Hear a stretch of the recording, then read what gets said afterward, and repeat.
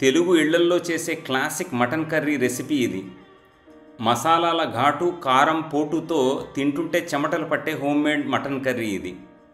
ముందు ఒక బాండీలో ఆయిల్ వేసి పచ్చిమిరపకాయలు, ఉల్లిపాయలు, కరివేపాకు వేసి ఉల్లిపాయలు గోల్డెన్ బ్రౌన్ అయ్యే వరకు వేయించండి.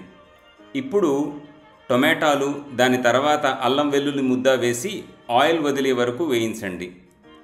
ఉప్పు, పసుపు, కారం, గరం మసాలా వేసి కలిపాక డ్రై రోస్ట్ చేసి పెట్టుకున్న పచ్చి కొబ్బరి, జీడిపప్పు, దాల్చిన చెక్క, లవంగాలు, యాలక్కాయలు, గసగసాల ముద్దని కలిపి మళ్ళీ ఆయిల్ వదిలే వరకు వేయించండి.